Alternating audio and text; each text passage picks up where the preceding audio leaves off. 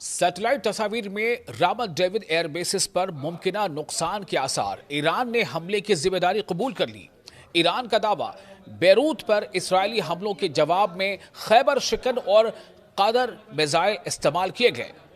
Israel का मौकफ, तमाम missile रोक लिए गए या खुले इलाकों में गिरे, किसी जानी नुकसान की इत्तला नहीं। ईरान और इसराइल के दरमियान कशीदगी एक बार फिर शिद्दत अख्तियार कर गई है। ईरानी मिसाइल हमले के बाद सामने आने वाली सैटेलाइट तस्वीर ने शुमाली इसराइल में यानी नदर्न इसराइल में वाक़ा रामत डेविड एयर बेसिस को नुकसान पहुंचने के इशारे दिए हैं। ईरान का कहना है कि यह हमला बेरूत के जनूबी मज़ाफ़ात पर इसराइली हमलों के जवाब में किया गया है। शुमाली इसराइल में वाक़ रामत डेविड एयर बेसिस एक बार फिर खबरों की जीनत बन गई हैं, क्योंकि जहां ईरानी बैलिस्टिक मिसाइल हमले के बाद नुकसान के आसार सामने आए हैं।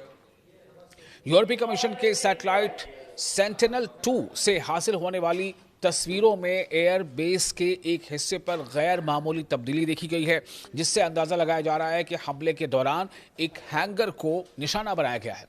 ईरान की इस्लामी इनकलाबी गार्ड कोर यानी IRGC ने तस्दीक की है कि रामत डेविड एयर बेसिस को निशाना बनाया गया है। ईरानी हुक्काम के मुताबिक इस कार्रवाई में खैबर शिकन और कादर तर्ज के बैलिस्टिक मिसाइल इस्तेमाल किए गए हैं। यानी ईरान ने इसराइल पर न सिर्फ कि हमला किया है, बल्कि इसराइल में तबाही भी मचाई है।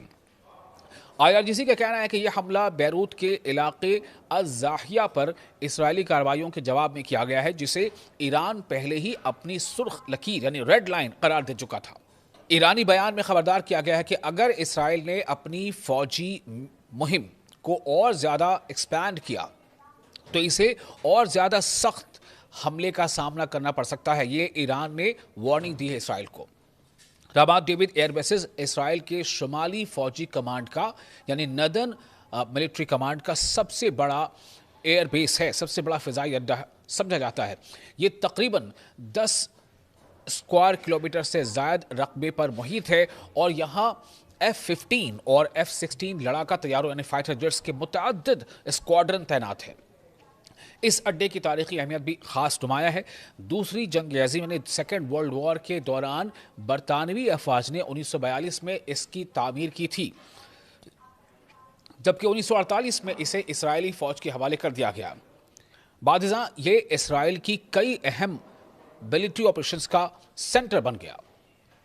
रीजनल जो मज़ाहमत है और इलाकाई जो फाइटर ग्रुप्स हैं, उनकी जानिब से भी इस एयरबेस को माजी में मुतअद्दिद बार यानी कई बार निशाना बनाया जा चुका है।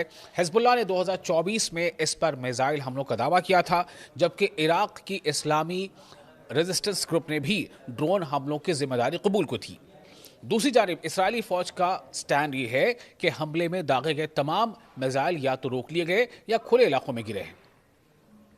यानी वो कह रहे हैं कि या तो हम रोका जा सका है, रोक लिया गया तमाम ईरानी मिसाइलों को, या फिर वो खुले इलाकों में गिरे हैं, ये माना जा रहा है। और किसी फौजी अहलकार के जख्मी या हलाक होने की कोई इत्तला नहीं है। ये इसराइल का स्टैंड है। ताहम इसराइली फौजी सेंसरशिप के कवानीन काफ़ी सेंसेशनल फौजी तनसीबात पर हमलों की सटीक जानकारी लोगों तक या मंजर-ए-आम पर लाने की इजाज़त नहीं देते, जिसकी वजह से नुकसान की जो पूरी जानकारी है, जो सही जो उसका आकलन है, वो वाज़ेह नहीं हो सका है। तज्ज़ियाकारों का जो कमेंटेटर्स हैं उनके मुताबिक ये वाक़या ख़ित्ते में रीजन में बढ़ती हुई कशीदगी यानी तनाव की एक और इसका संकेत है, अलामत है। ख़ास तौर पर ऐसे वक्त में जब लिबनान, शाम यानी सीरिया और गजा के महाजों पर भी सूरत हाल मुसलसल पेचीदा होती जा रही है। उधर यमन से भी इसराइली अहदाफ की जानिब 2 बैलिस्टिक मिसाइल दागे जाने की इत्तलात सामने आई हैं। यमन यानी आपको पता है ना, हौसी फाइटर्स भी और यमनी हुकूमत भी, 2 वहाँ से मिसाइल दागे जाने की खबर आ रही है, वो भी बैलिस्टिक मिसाइल, जिससे ये खदशात मजीद बढ़ गए हैं कि इलाकाई तनाज़ा एक वसी तर महाजरा यानी एक बड़े जंग के मोर्चे की शक्ल इख्तियार कर सकता है।